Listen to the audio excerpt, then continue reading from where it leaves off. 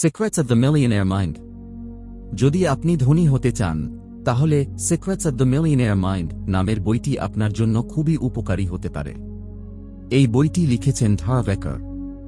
এই বইটি আমাদের পুরনো টাকার চিন্তাধারাকে বদলে দেয় এবং ভিতর থেকে আমাদের ধনী হওয়ার জন্য প্রস্তুত করে তোলে। এতে এমন নতুন পদ্ধতি শেখানো হয়েছে যা আপনাকে ধনী হতে সাহায্য করতে পারে। এই সারাংশটি পড়ুন এবং নিজেই পরিবর্তন অনুভব করুন। আজ আমরা এই বইয়ের মাধ্যমে জানব কিভাবে আপনি কোটিপতি হতে পারেন। এই বইতে লেখক ধনী হওয়ার কিছু নতুন ও সহজ উপায় বলেছেন। তিনি এমন কিছু সহজ কথা শেয়ার করেছেন যা আপনি আপনার জীবনে প্রয়োগ করে সফল হতে পারেন। আগে এগোনোর আগে মনে করিয়ে দিই, এই চ্যানেলে আমরা নিয়মিত জ্ঞান, অনুপ্রেরণা ও জীবন পরিবর্তনের বইয়ের সারাংশ নিয়ে আসি। তাই এখনই চ্যানেলটি সাবস্ক্রাইব করুন ও নোটিফিকেশন অন করে নিন। তারপর চলুন শুনতে থাকুন, শিখতে থাকুন, শুধু জ্ঞান ব্যাংকতে। তো চলুন লেখকের একটা কথা দিয়ে শুরু করি। তিনি বলছেন আমাদের টাকার প্রতি দৃষ্টিভঙ্গি নিয়ে। তিনি বলেন, যদি টাকার প্রতি আপনার চিন্তাভাবনা ঠিক না হয় তাহলে আপনি কিছু নতুন শিখতে পারবেন না, কিছু বুঝতে পারবেন না, আর কিছু আলাদা করে করতে পারবেন না। লেখক নিজেও টাকার সমস্যার মধ্য দিয়ে গেছেন। তিনি অনেক কষ্ট সহ্য করেছেন এবং বারবার ভেঙে পড়েছেন।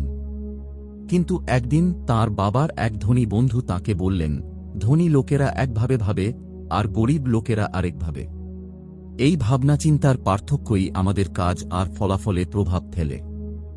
এখন আপনাকে শুধু একটি সহজ কাজ করতে হবে, জানতে হবে ধনী লোকেরা কেমনভাবে ভাবে এবং সেই ভাবনাকে নিজের মধ্যে আনতে হবে। এই চিন্তাধারাই লেখককে বদলে দিয়েছে এবং তাকে সফল মানুষ বানিয়েছে। আজ একেও একজন সফল লেখক, ব্যবসায়ী এবং ওয়েলথ কোচ। তিনি বুঝেছেন ধনী লোকেরা আলাদাভাবে চিন্তা করে, আর সেই চিন্তাভাবনাকেই তিনি গভীরভাবে বুঝেছেন, আর এই ভাবনা থেকেই তৈরি হয়েছে secrets of the millionaire mind বইটি।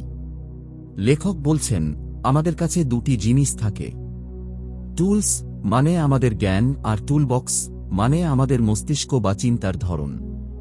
যদি আমরা আমাদের ভাবনা চিন্তার ধরন, টুলবক্স ঠিক করে নিতে পারি তাহলে আমরা আমাদের জ্ঞান, টুলস ভালোভাবে ব্যবহার করতে পারব আর অর্থের লড়াইয়ে জিততে পারব। এই বইয়ের মূল উদ্দেশ্য হল শেখানো কিভাবে আমাদের ভিতরের চিন্তাভাবনা বদলে বাইরের অর্থনৈতিক সফলতা অর্জন করা যায়। এই শিক্ষাটা খুবই সরল। যদি আপনি আপনার জীবনকে এক উচ্চ স্তরে নিয়ে যেতে চান তাহলে আপনাকে পুরনো ভাবনা ছেড়ে নতুন চিন্তা ধরতে হবে। এই বইটি দুইটি ভাগে ভাগ করা হয়েছে। প্রথম ভাগে বলা হয়েছে আমরা টাকাকে নিয়ে কি ভাবি, মানে আমাদের মানি ব্লুপ্রিন্ট কি। আজ আমরা যেখানে আছি সেটি আমাদের পুরনো চিন্তার ফল। দ্বিতীয় ভাগে লেখক বলেছেন 17টি ওয়েলথ ফাইলস সম্পর্কে। এতে শেখানো হয়েছে কিভাবে আমাদের ভাবনা চিন্তা বদলানো উচিত যাতে আমরা ধনী হতে পারি। এখানে লেখক বলছেন আপনার কাছে হয়তো পৃথিবীর সব জ্ঞান এবং দক্ষতা থাকতে পারে, কিন্তু যদি আপনার চিন্তার ধরন অর্থাৎ আপনার সফলতার ব্লুপ্রিন্ট ঠিক না থাকে তাহলে আপনি কখনই আর্থিকভাবে সফল হতে পারবেন না। সত্য কথা হল, আপনি কে, আপনি কিভাবে ভাবেন, আপনার অভ্যাস কেমন, আপনার চরিত্র, আত্মবিশ্বাস আর চিন্তা, এই সব মিলেই ঠিক করে দেয় আপনি সফল হবেন কিনা। আপনি কি সত্যিই বিশ্বাস করেন আপনি টাকার যোগ্য? আপনি কি তখনও সঠিক আচরণ করতে পারেন যখন আপনি ভালো মেজাজে না থাকেন? লেখক বলেন আমাদের জীবনে যে কোনো ফলাফল আসে, আমরা ধনী হই বা গরিব, সবই আমাদের ভেতরের চিন্তার ফল। আমাদের বাইরের জগৎও আসলে আমাদের ভেতরের জগতের প্রতিফলন। আমরা এই পৃথিবীতে কারণ আর ফলাফলের নিয়মে বসবাস করি। আমরা যাই হই, আমাদের চরিত্র, চিন্তা ও অভ্যাসই ঠিক করে দেয় আমরা কি পাব। আমাদের কাছে কত টাকা আছে, আমাদের স্বাস্থ্য কেমন, আমরা কেমন দেখি, সবই আমাদের ভেতরের প্রভাব। টাকার অভাব কখনো আসল সমস্যা নয়। এটা শুধু একটা লক্ষণ, একটা সংকেত যে আমাদের মস্তিষ্কে কিছু ঠিক মতো কাজ করছে না। যদি আমরা আমাদের বাইরের পৃথিবী বদলাতে চাই, যেমন টাকার অভাব দূর করতে চাই, তাহলে আমাদের প্রথমেই আমাদের ভেতরের চিন্তাভাবনা বদলাতে হবে। লেখক একটা উদাহরণ দেন, যখন তিনি ছাত্র ছিলেন তখন গলা আর পিঠে ব্যথা থাকত। সপ্তাহে 2 বার চিকিৎসা করাতেন, এতে কিছুটা আরাম পেতেন। কিন্তু কয়েকদিন পর আবার ব্যথা ফিরে আসত। আসলে যতক্ষণ পর্যন্ত তিনি নিজের আচরণ বদলাননি, যেমন সঠিকভাবে বসা, ভালো ঘুম, সঠিক খাদ্যাভ্যাস আর চাপ কমানো, ততক্ষণ তিনি পুরোপুরি সুস্থ হতে পারেননি। একই কথা টাকাতেও প্রযোজ্য। যদি আপনার টাকার সমস্যা থাকে আর আমি আপনাকে একটু টাকা দিলাম, তাহলেও কিছুদিন পরে আপনি আবার একই সমস্যায় পড়বেন। কারণ আসল সমস্যা টাকা নয়, সমস্যা আপনার চিন্তা, অভ্যাস ও আচরণে। প্রকাশের প্রক্রিয়া। একে বলেন, আমাদের জীবনে যা কিছু হয় তা এই প্রক্রিয়ায় ঘটে। চিন্তা, অনুভূতি, কাজ, ফলাফল। অর্থাৎ আমরা যেভাবে ভাবি তেমনি অনুভূতি আমাদের ভিতরে তৈরি হয়। তারপর আমরা সেই অনুভূতির ওপর ভিত্তি করে কাজ করি, আর সেই কাজ আমাদের জীবনের ফলাফল তৈরি করে। এর মানে আমাদের চিন্তাই আমাদের জীবনের সকল ফলাফলের মূল। লেখক আরও বলেন, আমাদের চিন্তা আগে থেকেই একটি নির্দিষ্ট রকমের প্রোগ্রামিং করা থাকে। অতএব আমরা একই রকম ভাবতে অভ্যস্ত। এই প্রোগ্রামিং কোথা থেকে আসে? আমাদের বাবা মা, ভাই বোন, বন্ধু, শিক্ষক এবং মিডিয়া থেকে। আমরা একটি সামাজিক ও নিয়মিত পরিবেশে বড় হই, যেখানে আমাদের ছোটবেলা থেকে বাবা মায়ের কথায় বিশ্বাস করতে হয়। আমরা তাদের ওপর নির্ভরশীল, তাই আমাদের মস্তিষ্ক তাদের কথায় প্রোগ্রাম হয়ে যায়। কিন্তু টাকার ব্যাপারে এই প্রোগ্রামিং অনেক সময় আমাদের জন্য একটা বোঝা হয়ে দাঁড়ায়। এজন্যই মানি ব্লুপ্রিন্ট বা টাকার চিন্তার মানচিত্রের কথা আসে। ব্লুপ্রিন্ট মানে একটি পরিকল্পনা বা নকশা। যেমন কেউ বাড়ি বানানোর আগে নকশা তৈরি করে, তারপর সেই নকশার ওপর ভিত্তি করে বাড়ি বানায়। ঠিক তেমনি ছোটবেলায় আমাদের মস্তিষ্ককে টাকার ব্যাপারে একটা নির্দিষ্টভাবে শেখানো বা প্রশিক্ষণ দেওয়া হয়। আমাদের পুরনো অভিজ্ঞতা, কথা ও পরিবেশ মস্তিষ্কে বসে থাকে। সেজন্য লেখক মনে করেন, আমাদের এই প্রশিক্ষিত মস্তিষ্ক অর্থাৎ শেখানো মন একটি খুবই গুরুত্বপূর্ণ ও চমকপ্রদ বিষয়। এই বইয়ে একটি বড় কথা বলা হয়েছে, আমাদের মস্তিষ্ক টাকার ব্যাপারে আগেই একটি নির্দিষ্ট চিন্তাধারায় কন্ডিশন থিংকিং আবদ্ধ থাকে। প্রথমে আমাদের বুঝতে হবে যে আমাদের মস্তিষ্ক টাকা সম্পর্কে 3 ধরনের ভাবে শেখানো বা প্রশিক্ষিত হয়ে থাকে। প্রথমটি, কথার মাধ্যমে প্রশিক্ষণ। যখন আমরা ছোট ছিলাম তখন আমরা টাকাকে ও ধনী মানুষদের নিয়ে কি শুনতাম। যেমন, টাকা গাছে জন্মে না, ধনী মানুষ লোভী হয়, আমরা এটা কিনতে পারি না, টাকা দিয়ে সুখ কেনা যায় না। এ ধরনের কথা বারবার শোনার ফলে এগুলো আমাদের অবচেতন মস্তিষ্কে খুব গভীরভাবে বসে যায়। আর এই চিন্তাধারা আমাদের অর্থনৈতিক অবস্থাকে দুর্বল করে। দ্বিতীয়টি, মডেলিং বা আদর্শ গ্রহণ। যখন আপনি ছোট ছিলেন তখন বাড়িতে কি দেখতেন? আপনার বাবা মা টাকা কিভাবে ব্যবহার করতেন? বাড়িতে টাকা সহজে আসতো নাকি সবসময় কম পড়ত? টাকার জন্য খুশি হতো নাকি ঝগড়া হতো? বাচ্চা বেলায় দেখলেই এই অভিজ্ঞতাগুলো মস্তিষ্কে গেঁথে যায় এবং আমরা অনায়াসেই সেই পদ্ধতিগুলো অনুসরণ করতে থাকি। তৃতীয়টি, বিশেষ কিছু ঘটনা। আপনার জীবনে এমন কোনো ঘটনা ঘটেছে যা টাকার সঙ্গে জড়িত এবং আপনার চিন্তা বদলে দিয়েছে। যেমন, বাড়িতে টাকার কারণে বড় ঝগড়া হয়েছে, বাবা মা আলাদা হয়ে গেছেন, বা আপনার বাবা সবসময় ধনী মানুষের কথা খারাপ বলতেন। এ ধরনের ঘটনা আমাদের মধ্যে টাকার ব্যাপারে গভীর একটা চিন্তা তৈরি করে, যা আমাদের জীবনের অংশ হয়ে যায়। এই 3টি উপায় আমাদের মস্তিষ্ককে টাকা সম্পর্কে একটা নির্দিষ্ট ভাবনা শেখায়।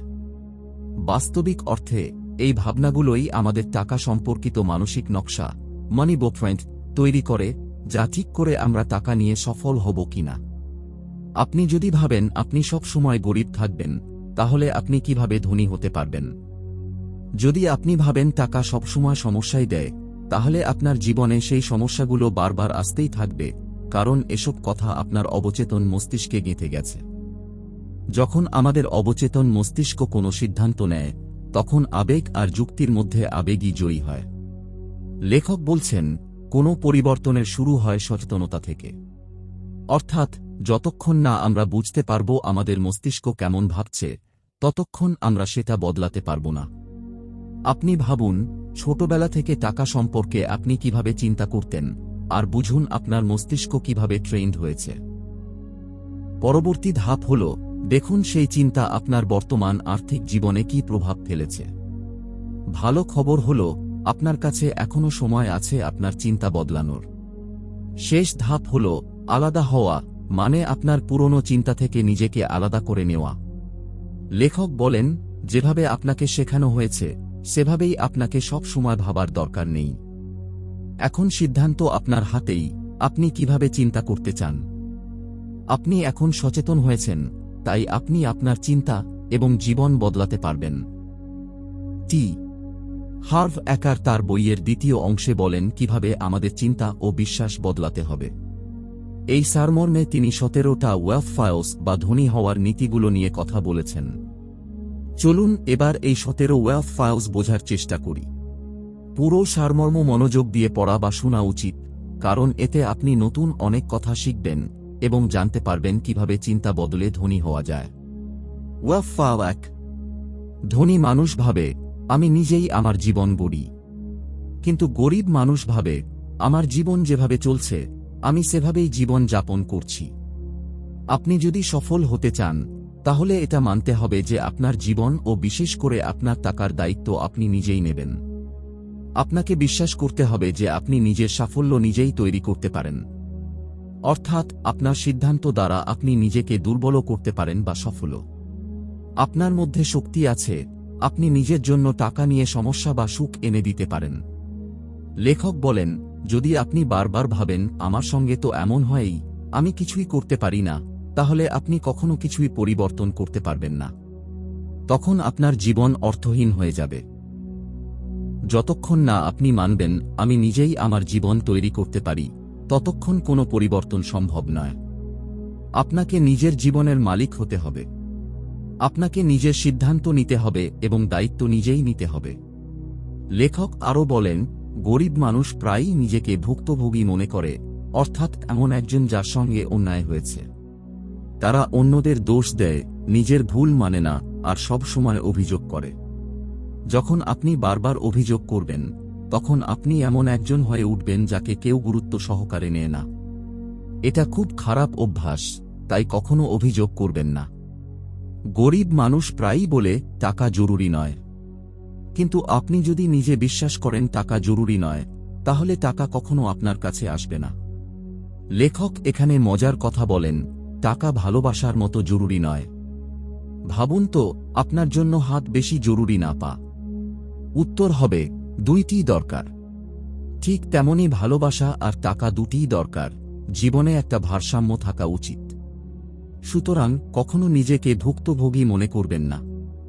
দায়িত্ব নিন, নিজের জীবনের মালিক হন। তখনই আপনি সফলতার দিকে এগোতে পারবেন। Wealth file 2। ধনী মানুষ টাকার খেলা জেতার জন্য খেলেন, কিন্তু গরিব মানুষ শুধু টাকার ক্ষতি এড়ানোর চেষ্টা করেন। গরিব মানুষের সবচেয়ে বড় চিন্তা থাকে, যেভাবে হোক বাঁচা এবং নিরাপদ থাকা। তারা টাকা আয়ের বা ভালো জীবনযাপনের বিষয়ে খুব বেশি চিন্তা করেন না। কিন্তু ধনী মানুষ চায় তাদের কাছে অনেক টাকা থাকুক, যাতে তারা ভালো আর আরামদায়ক জীবন কাটাতে পারে। তারা সামান্য টাকায় সন্তুষ্ট থাকে না, তাদের অনেক বেশি টাকা লাগে। লেখক বলেন, আপনার লক্ষ্য শক্তিশালী হলে আপনি সাফল্য পাবেন। যদি আপনার লক্ষ্য শুধু বিল সময়মতো পরিশোধ করা হয়, তাহলে আপনার আয় ততটুকুই হবে। তাই লেখক পরামর্শ দেন, আমাদের লক্ষ্য হতে হবে কোটি কোটি টাকার মালিক হওয়া। আপনি যদি ধনী হতে চান, তাহলে আপনাকে সত্যিই ধনী হওয়ার চিন্তা নিয়ে কাজ করতে হবে। শুধু সাধারণ ভালো ভাবলে আপনি বড় কিছু পাবেন না। ধনী হওয়ার মানে হল আসলেই ধনী হয়ে ওঠা। Wealth file 3। ধনী মানুষ সম্পূর্ণভাবে ঠিক করে নেয় যে তাদের অবশ্যই ধনী হতে হবে, কিন্তু গরিব মানুষ শুধু কামনা করে, কাশ তারা ধনী হতে পারত। লেখক বলেন, অনেকেই আসলেই নিজেরা জানে না তাদের জীবনে আসলে কি চাই, আর এই কারণেই তারা তাদের ইচ্ছিত জিনিসগুলো পায় না। এখন নিজেকে এই প্রশ্নগুলো করুন। আপনি কি জানেন আপনি কি চাই? আপনি কার মতো হতে চান? আপনি আপনার জীবনকে কেমন দেখতে চান? আর আপনি এই বই বা এর সারাংশ কেন পড়ছেন? আমার মনে হয় শেষ প্রশ্নটার উত্তর আপনার অবশ্যই জানা আছে। কিন্তু যদি আমরা না জানি আমরা কি চাই, তাহলে সেটা কিভাবে পাব? সহজ কথায়, পারব না। বাস্তবে অনেকেই ভিতর থেকে ধনী হতে চায় না। কেন? কারণ তাদের মনেই টাকার ব্যাপারে অনেক ভুল ধারণা থাকে। তারা ছোটবেলায় শিখেছে ধনী হওয়া কিছু একটা ভুল কথা। অনেকেই টাকার বিষয়ে বিভ্রান্ত ও বিপরীতমুখী বার্তা পেয়ে বড় হয়, যেমন টাকা ভালো এবং খারাপ দুটোই হতে পারে। এইগুলো দেখে ছোট মনে হলেও আসল কারণ হয়ে দাঁড়ায় যে মানুষ কখনো ধনী হতে পারে না। এখন প্রশ্ন হল, আমরা কিভাবে টাকার বিষয়ে সঠিক চিন্তা গড়ে তুলব? লেখক বলেন, ধনী মানুষ কি করে? তারা দিনে 16 ঘন্টা কাজ করে। এখন ভাবুন, আপনি কি এত পরিশ্রম করতে প্রস্তুত? আপনি কি বন্ধুদের সঙ্গে সময় কাটানো বা বিশ্রামের পরিবর্তে কাজ বেছে নেবেন? ধনী মানুষ তাই করে। আপনি কি তেমন করতে পারবেন? যদি সত্যিই ধনী হতে চান, তাহলে আপনাকে পুরো মন দিয়ে এই সিদ্ধান্ত নিতে হবে। আপনাকে আপনার সাফল্যকে প্রথম অগ্রাধিকার দিতে হবে। চাই সেটা বন্ধুদের সঙ্গে আড্ডা বা সিনেমা দেখা বা ছুটি কাটানোর বিষয় কেন। আমি মনে করি এখন আপনি বুঝে গেছেন মূল কথা। আমাদের জীবনে ভারসাম্য রেখে সাফল্যের পথে এগোতে হবে। সবচেয়ে গুরুত্বপূর্ণ হল নিজেকে প্রতিজ্ঞা করা যে আপনি ধনী হতে চান। না হলে আপনি কখনো ধনী হতে পারবেন না। মাত্র এইটাই ব্যাপার, আর এটাই সত্য। ওয়াফাল 4। ধনী মানুষরা সবসময় বড় ভাবনা করে, আর গরিব মানুষরা ছোট ভাবনা করে। লেখক বলছেন, বাজারে আপনার মূল্যের উপর 4টি জিনিস নির্ভর করে। সাপ্লাই, আপনার মতো মানুষের সংখ্যা কত। ডিমান্ড, আপনার দক্ষতার কতটা দরকার। কোয়ালিটি, আপনি কত ভালো কাজ করেন। কোয়ান্টিটি, আপনি কত কাজ করতে পারেন। লেখক বলেন, আপনি যত দাও ততই পাবেন। এটা একটাই সঠিক এবং ন্যায়সঙ্গত নিয়ম। ভাবুন তো, বেশি টাকা কে আয় করে? একজন ভালো আইনজীবী না একজন খারাপ আইনজীবী? একজন ভালো ফুটবল খেলোয়াড় না একজন দুর্বল খেলোয়াড়? একজন দারুণ অভিনেত্রী না একজন সাধারণ অভিনেত্রী? উত্তর পরিষ্কার, যিনি ভালো তিনি বেশি আয় করেন। কিন্তু অনেকেই ছোট করে ভাবেন। কেন? কারণ তারা ব্যর্থতার ভয়ে থাকে, অথবা মনে করে তারা বিশেষ কিছু করতে পারে না, তাদের বড় কোনো মূল্য নেই। এখানেই মানুষ ভুল করে। জীবন শুধুমাত্র নিজের জন্য নয়, অন্যদের সাহায্য করলেই জীবনের আসল মানে পাওয়া যায়। লেখক বলেন, আপনি যত বেশি মানুষের সাহায্য করবেন, তত বেশি আপনি মানসিক, আবেগিক, আধ্যাত্মিক এবং আর্থিকভাবে ধনী হয়ে উঠবেন। ওয়াফা 5। ধনী মানুষ সুযোগ চিনতে পারে, আর গরিব মানুষ সমস্যা নিয়ে ভাবতে থাকে। গরিবদের মস্তিষ্ক প্রথমে ভাবতে থাকে, যদি এটা ভুল হয়ে যায় তাহলে কি হবে, বা আমি এটা করতে পারব না। কিন্তু ধনী মানুষ ভাবে, আমাকে এটা করতে হবে। তারা দায়িত্ব নেয় আর ভাবে কিভাবে এটা সফল করা যায়। ধনী মানুষ সবসময় সফলতার আশা রাখে। তাদের চিন্তা একদম আলাদা। গরিব মানুষ ঝুঁকি, রিস্ক নিয়ে ভাবতে থাকে, কিন্তু ধনী মানুষ তার সুবিধা নিয়ে ভাবতে থাকে। ট্রাহার্ভ একে বলেন, ধনী মানুষ সুযোগ দেখলে দ্রুত তথ্য সংগ্রহ করে এবং তাড়াতাড়ি সিদ্ধান্ত নেয়। গরিব মানুষ শুধু প্রস্তুতি নেয়, ভয় পায়, আর সুযোগ হাতছাড়া করে দেয়। এই জন্য দরকার আপনি দ্রুত শিখবেন, কাজ শুরু করবেন আর সঠিক পথে এগোবেন। অর্থাৎ, যে খেলা চলছে তাতে অংশ নিতে হবে। লেখক এটাকে বলে, করিডোরে প্রবেশ করা, মানে কাজ না করলে ভাগ্য আপনার পাশে থাকবে না। লেখক বলেন, আপনাকে একজন অ্যাকশন টেকার হতে হবে। আগে নিজের ভিতর দেখো, বুঝো কি করতে হবে, তারপর কাজ শুরু করো। কারণ আপনি কখনো পুরোপুরি প্রস্তুত হবেন না। আসল শেখা তখনই হবে যখন কাজের মধ্যে নামবে, বাইরে থেকে নয়। উদাহরণ, যদি তোমাকে হোটেলের কাজ শিখতে হয়, তাহলে হোটেলে কাজ করতে হবে। সেখানে ব্যবস্থাপনা বুঝতে হবে। শুধু বাইরে থেকে দেখে শেখা যাবে না। যদি সত্যি ব্যবসা করতে চাও বা ধনী হতে চাও, তাহলে ধারব্যাকরের কথা মনে রেখো। অ্যাকশন সবসময় ইনঅ্যাকশনকে পরাজিত করে। তাই বেশি ভাবো না, পরিকল্পনা করো না, শুধু কাজ শুরু করো। যখন সুযোগ আসবে তখন ধরো আর এগিয়ে যাও, কারণ কাজ করাই সফলতার আসল চাবিকাঠি। ওয়াফা 6। ধনী মানুষ সবসময় অন্য ধনী ও সফল মানুষদের প্রশংসা করে, আর গরিব মানুষ তাদের বুড়ো কথা বলে। গরিব মানুষ যখন কারো সফলতা দেখে তখন ঈর্ষা, হতাশা এবং রাগ অনুভব করে। লেখক এক সহজ কথা বলছেন, যদি আপনি কারো সম্মান করতে জানেন, তাহলে আপনাকে এমন মানুষদেরও প্রশংসা করতে হবে যাদের আপনি পছন্দ করেন না। এই জন্য আজ থেকে একটা কথা মনে রাখো, যদি তোমার ভালো গাড়ি বা সুন্দর সঙ্গী, গার্লফ্রেন্ড বয়ফ্রেন্ড চাই, তাহলে তাদের প্রশংসা করা শুরু করো যাদের এগুলো আগে থেকেই আছে। তাদের নিয়ে ঈর্ষা করো না, বরং তাদের শ্রদ্ধা করো, শুভকামনা দাও এবং ভালোবাসো। কারণ যখন তুমি অন্যদের সফলতার কদর করবে, তখনই সেই সব ভালো জিনিস তোমার জীবনে আসতে শুরু করবে।